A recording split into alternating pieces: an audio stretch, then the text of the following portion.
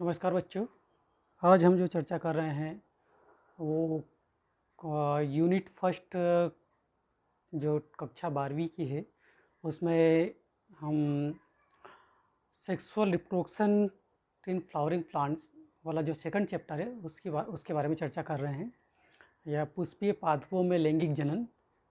तो पिछले वीडियो तक या पिछले लेक्चर तक हमने जो मेल गेमिट का निर्माण होता है या माइक्रो गेमिट हम जिसको बोले या माइक्रो स्पोर्स जिसको कहें, उसके बारे में हम चर्चा कर चुके हैं और किस स्थान पर इसका निर्माण होता है ये हम देख चुके हैं।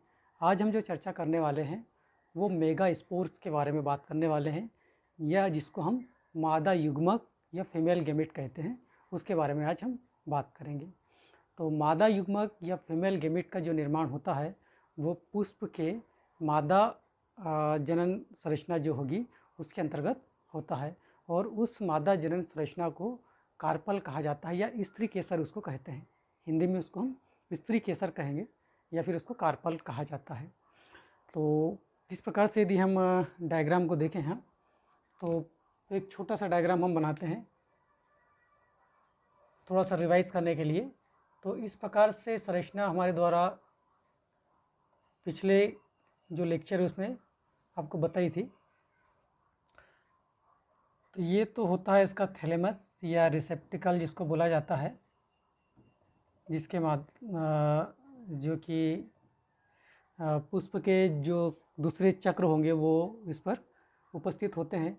साथ ही हम थोड़ा सा कलर भी चेंज करके रखें तो क्लियर होगा। पत्तियों का एक चक्र जो बताया था हमने ग्रीन कलर का, फ्लोरा लीव्स हम इसको कहेंगे, जितने भी पार्ट होंगे जो रिसेप्टिकल पर या ये जो थैलेमस है इस पर जो स्थित होते हैं, इसको हम जरा नामकरण भी कर दें तो सब चीज़ें क्लियर होती चली जाएगी ना। इसको हम थैलेमस कहते हैं। और जो ये ग्रीन कलर का स्ट्रक्चर बनाया, दो हमने बताई है, अलग अलग पौधों में इनकी संख्या अलग अलग होती है, चक्र के रूप में व्यवस्थित होते हैं, इतना आप सभी जानते हो अभी तक हमने जो अध्ययन किया उस आधार पर। तो इस पूरे चक्र को क्या बोलते हैं, इसको कैलिक्स कहते हैं चक्र को। और यूनिट 1 यूनिट जो इसकी होगी कैलिक्स की, 1 यूनिट इसकी क्या कहलाती है, सेपल कहलाती है। ये हम पढ़ चुके हैं तो इस पर ज़्यादा डिटेल में हम बात आज नहीं करेंगे। उसके बाद में हम देखें तो यहाँ पर एक दूसरा चक्र जो होगा वो हम रेड कलर से इसको ड्रा करें। तो ये जो चक्र था हम इस प्रकार से इसको बताएं, तो इसको हमने बोला था कोरोला बोला था, जो कि रंगीन होता है या कलरफुल होता है, और ये क्या है, कोरोला है। और इसकी जो 1 यूनिट है, एक पत्ती जो फूल के अंदर जो पंखुड़ियाँ होती है, उस एक पंखुड़ी को क्या बोला जाता है, पेटल कहा जाता है। पेटल जो 1 यूनिट होगी उसको हम पेटल कहते हैं। तो इतना आपको मालूम है। उसके पश्चात हम देखें तो इसमें ये जो संरचना थी थ्रेड लाइक स्ट्रक्चर, और इस पर हमने इस प्रकार की संरचना बताई थी। तो ये जो संरचना थी इसको हम स्टेबन कहते हैं, और माइक्रोस्पोरोफिल होगी ये, जिसमें गेमिट का निर्माण होगा। तो एक को हम स्टेमन कहेंगे, और ये जो समूह के अंदर इसको बंच जो होगा जितनी संख्या में होंगे वो पूरों को हम क्या बोलते हैं, एंड्रोसियम कहते हैं। मैं यहाँ सिर्फ नाम जो लिख रहा हूँ वो क्या लिख रहा हूँ कि ये क्या है, स्टेमन है। इसको स्टेमन कहते हैं। ये तो हम पूरी चर्चा कर चुके ना, पूरे भाग को, यहाँ से यहाँ तक पूरे भाग को। इसमें इसकी भी अलग अलग पार्ट है जो हमने पहले हम इसको पढ़ चुके हैं। आज हमारा जो मुख्य फोकस है वो है इसके चतुर्थ चक्र पर, या फोर्थ जो रोल है उसमें अपन देखेंगे, फोर्थ वर्ल्ड जो है उसमें देखेंगे। तो ये बीच वाला जो पोर्शन है रेड कलर का, मैं एक बार और इस पर अपना मार्कर चलाता हूँ ताकि आपको क्लियर होगा इस पोर्शन के बारे में ना। इसको मैंने जो थोड़ा सा गाढ़ा किया है, इस संरचना के बारे में हम चर्चा कर रहे हैं। इस संरचना को बोला जाता है अंडप। क्या बोलते हैं, अंडप या स्त्री केसर इसको कहा जाता है, या फिर इसका नाम है गुरु बीजाणु पर्ण या मेगा स्पोरोफिल इसको कहा जाता है। मेगा स्पोरोफिल इसलिए कहा जाता है कि मेगा स्पोर्स का जो निर्माण है या गुरु बीजाणु का जो निर्माण है वो इसी में होगा। तो इसका जो पोर्शन है, मैं इसको ब्लैक कलर से ड्रा करूं, तो यहाँ पर आपको इसमें संरचना दिखाई देगी और ये संरचना जो है वो ओव्यूल होगा या बीजांड जिसको बोला जाता है वो होगा, और इसमें एम्ब्रियो होगा, भ्रूण होगा, या हम बोले भ्रूण तो अभी नहीं बताएंगे, हम ये बताएं कि यहाँ पर जो होगा वो जो मेगा स्पोर है उसका निर्माण यहाँ पर होगा। ठीक है, तो ये जो संरचना है, इस संरचना में ये वाला जो भाग होता है इसको बोला जाता है, इसके 3 भाग आपको दिखाई दे रहे हैं ना। एक भाग जो दिखाई दे रहा है वो ऊपर की ओर थोड़ा सा फ्लैटेंड स्ट्रक्चर हमने बताया है। अलग अलग पुष्पों में इनकी जो संरचना होती है वो अलग अलग होगी। इनका जो मुख्य कार्य होता है वो पराग कणों को रिसीव करना या ग्रहण करना। तो उसके हिसाब से ये जो संरचना है स्त्री केसर की या कार्पल की, वो अलग अलग पौधों के अंदर अलग अलग प्रकार से होती है। किसी में आपको ब्रश लाइक स्ट्रक्चर दिखाई देगा, किसी में वो स्टिकी संरचना होगी, चिपचिपाहट इसके अंदर देखने को मिलेगी, किसी में बल्जिंग टाइप का थोड़ा सा देखने को मिलेगा, किसी में बाइफरकेट आपको देखने को मिलेगा। हमने एक टिपिकल संरचना यहाँ पर बनाई है समझने के लिए। इसको बोला जाता है, हिंदी में हम बोले तो वर्तिकाग्र बोलते हैं, और इंग्लिश में इसको बोला जाता है स्टिग्मा। क्या बोलते हैं? स्टिग्मा कहते हैं इसको, स्टिग्मा कहा जाता है। और जो ट्यूब लाइक संरचना है ये वाली, इस ट्यूब लाइक संरचना को बोला जाता है स्टाइल। क्या कहते हैं? स्टाइल कहेंगे। और इस पूरी संरचना में नीचे की ओर आपको एक उभार दिखाई दे रहा है या बल्जिंग पार्ट दिखाई दे रहा है। इस संरचना को बोला जाता है अंडाशय या ओवेरी इसको कहा जाता है। ठीक है, तो इस प्रकार से 3 संरचनाएं हमको इस मुख्य संरचना के अंदर दिखाई देता है। तो इसको हम बोलते हैं कार्पल। क्या बोलते हैं? कार्पल कहते हैं। कार्पल के अंतर्गत क्या आएगा? स्टिग्मा आएगा जो कि ऊपर का हिस्सा है, स्टाइल आएगा जो ट्यूब लाइक स्ट्रक्चर है, और ओवेरी आएगा जो कि फुला हुआ संरचना है जिसमें आपको बीजांड या ओव्यूल इसके अंदर देखने को मिलेगा। अब पौधों के अंदर जो कार्पल है इनकी संख्या अलग अलग हो सकती है। किसी किसी पौधों में इनकी संख्या 1 हो सकती है, किसी पौधों में 2 होगी, 3, 4, 5 या 5 से अधिक। तो इस आधार पर हम इसका नामकरण कर सकते हैं। यदि पौधों में एक ही कार्पल है, एक ही स्त्री केसर है, तो उसको हम बोलेंगे मोनोकार्पलरी। क्या कहते हैं? मोनोकार्पलरी, जो पी के अंदर हमको देखने को मिलती है। उसी प्रकार से किसी पौधों के अंदर हमको 2 कार्पल्स देखने को मिलेंगे तो वो कहलाती है आपकी बाइकार्पलरी। किसी में 3, किसी प्रजाति के अंदर या किसी पौधे के अंदर हमको 3 कार्पल्स भी देखने को मिल सकते हैं, 3 स्त्री केसर भी देखने को मिलेंगे, तो हम उसको ट्राई कार्पलरी बोलेंगे। 4 हो तो टेट्रा कार्पलरी बोलेंगे, और यदि 5 हो तो पेंटा, और ज़्यादा 5 से अधिक है तो हम उसको मतलब बहुत सारे यदि हमको देखने को मिल रहे हैं तो हम उसको बोलेंगे मल्टी कार्पलरी बोलेंगे। तो इस प्रकार से ये जो स्त्री केसर है या कार्पल्स की संख्या के आधार पर हम इसका नामकरण कर देते हैं। अब स्थिति ये आती है कि ये कार्पल्स यदि संख्या में अधिक है तो ये 2 स्थिति में हो सकते हैं। एक स्थिति ये होगी कि वो कार्पल्स कैसे हो? फ्री हो, स्वतंत्र हो, स्वतंत्र कार्पलरी हो, स्वतंत्र हो, वो जुड़े हुए नहीं हो। और दूसरी स्थिति जो आती है वो ये आ सकती है कि जो कार्पल्स है, जो स्त्री केसर है, वो कैसे जुड़े हुए हों, बंच के अंदर हो। ठीक है, एक दूसरे से जुड़े हुए हों तो वो संयुक्त कार्पलरी प्रकार का कहलाता है। ठीक है, तो इस प्रकार से इनका नामकरण हम अलग अलग प्रकार से कर सकते हैं। अब हम जो मुख्य बिंदु हमारा है वो है कि इसमें जो मेगा स्पोर है उसका निर्माण किस प्रकार से होता है। तो मेगा स्पोर्स या गुरु बीजाणु का जो निर्माण होगा, हमने बताया कि ये मेगा स्पोरोफिल के अंदर होगा। और ये स्ट्रक्चर को यदि आप ध्यान से देखो, इसको मैं थोड़ा सा क्या करता हूँ, आउट करता हूँ, इस डायग्राम को यहाँ पर ड्रा करता हूँ। तो कुछ इस प्रकार से हम संरचना बताएं।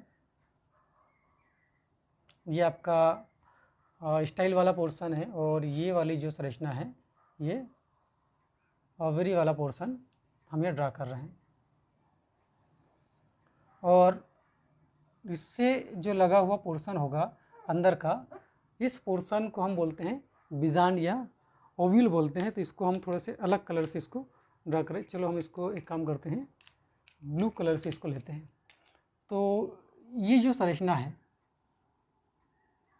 ये संरचना जो कि ओवेरी के वाल से निकली हुई है, और किससे जाकर जुड़ी है, ये बीजांड से जाकर जुड़ी है।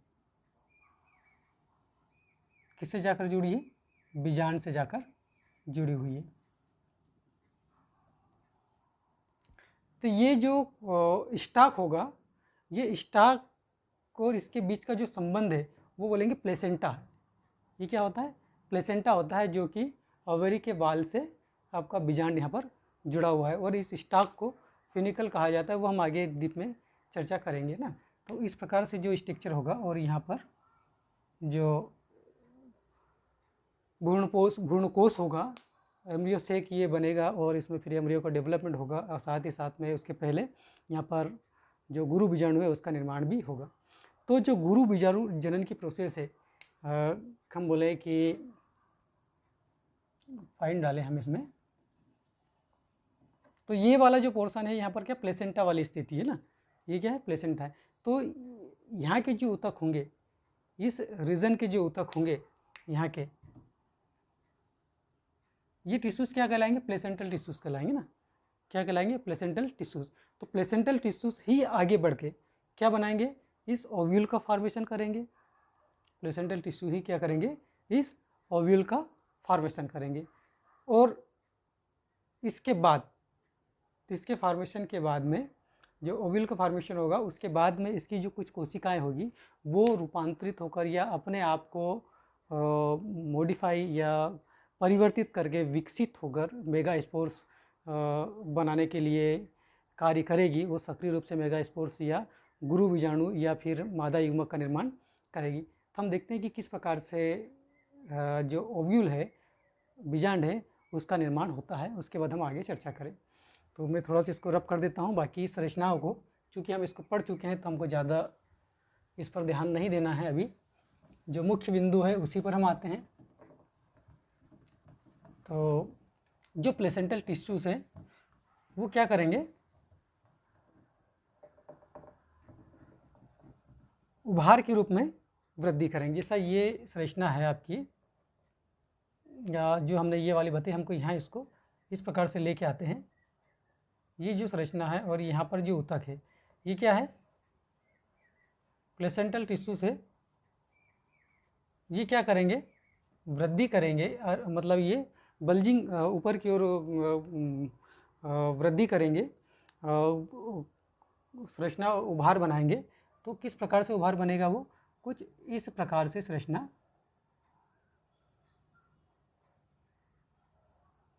का विकास होगा। इस प्रकार से ये जो कोशिकाएं हैं वो अरेंज हो जाएगी।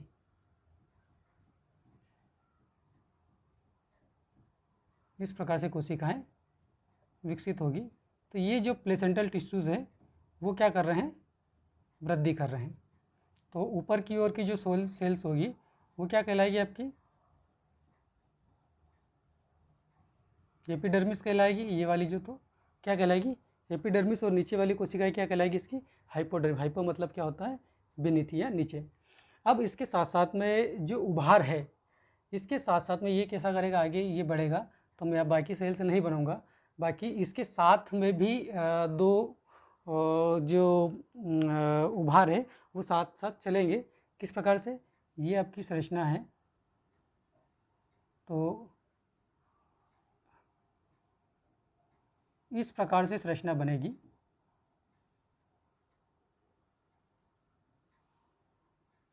इस प्रकार से इस संरचना का निर्माण होगा। इस संरचना को बोलेंगे न्यूसेलस।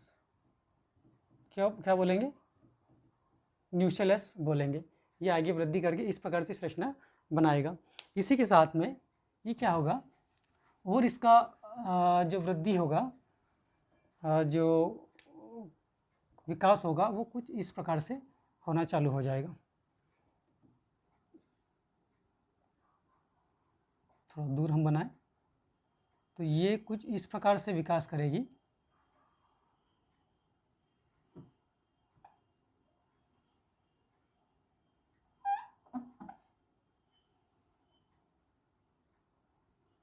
और साथ ही साथ में ये संरचना भी बनेगी। ठीक है, तो इस प्रकार से ये संरचना बनना चालू हो जाएगी।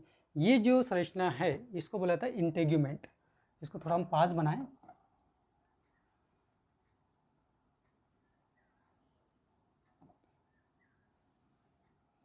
इस संरचना को क्या बोलते हैं? इंटेग्यूमेंट बोलते हैं। तो इंटेग्यूमेंट जो होगी वो हमको दिखाई देगी, या अध्यावरण जिसको बोलेंगे हम, बाहर की ओर का आवरण। तो ये तो न्यूक्लियस वाला पोर्शन है, और ये क्या कहलाता है? इंटेग्यूमेंट कहलाता है। पौधों में अधिकांशतः जो इंटेग्यूमेंट की संख्या होगी वो 2 की संख्या में होती है। तो जिस प्रकार से एक इंटेग्यूमेंट ये बना है, इसी के साथ साथ में इस प्रकार की संरचना होती है। तो ये इस प्रकार से बाहर की ओर आउटर इंटेग्यूमेंट, ये वाली बताया अपन आउटर, और अंदर की ओर जो ये होगा वो क्या होगा? इनर इंटेग्यूमेंट, इसका निर्माण होगा। और ये वाला जो होगा वो आपका बीजांड होगा या ओविल होगा, और इसका हम क्या नाम दिया था? न्यूक्लियस नाम दिया है। ठीक है, तो इस प्रकार से आपका संरचना बनती है। इसको हमने बोला न्यूक्लियस। फाइनली जो हमारे पास संरचना प्राप्त होगी वो कुछ इस प्रकार से आ जाती है। हम एक अलग कलर से इसको ड्रा कर दें तो ये संरचना जो होगी आपकी न्यूक्लियस वाली होगी, और न्यूक्लियस से लगा हुआ आपको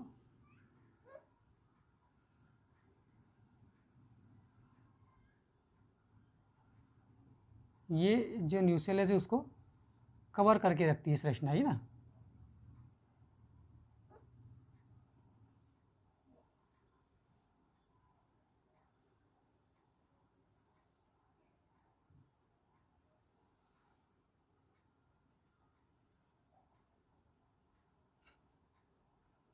हम इसको इस प्रकार से बता दें।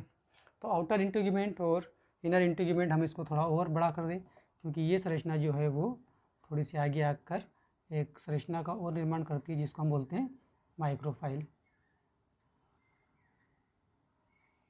जी ठीक है, तो इसमें 2 भाग आपके आ जाते हैं इस संरचना के अंदर। ये तो हमने बता दिया क्या है, दोनों इंटेग्यूमेंट है, क्या है? इंटेग्यूमेंट है। ये क्या है आपका? न्यूक्लियस है। ये क्या है? न्यूक्लियस है। और इसकी जो कोशिकाएं हैं वो आगे वृद्धि करके फिर जो न्यूक्लियस की कोशिकाएं हैं वृद्धि करके मेगास्पोर्स का निर्माण करेगी। हमने देखा जो इंटेग्यूमेंट है वो पूरी तरह से चिपकी हुई नहीं है ना, यहाँ से जो चली तो ऊपर की ओर एक जो एरिया है वहाँ से ओपन है। तो इस एरिए को, ये जो खुला हुआ भाग है, इसको क्या बोला जाता है? माइक्रोपाइल एंड बोला जाता है। ये माइक्रोपाइल कहेंगे। क्या कहेंगे? माइक्रोपाइल। तो ये होता है बीजांड का विकास, कि बीजांड किस प्रकार से बन रहा है, वो चीज़ें हमने यहाँ समझने का प्रयास किया है। अब हम देखते हैं इसमें कि किस प्रकार से इस न्यूक्लियस के अंदर मेगा स्पोर्स का निर्माण होता है।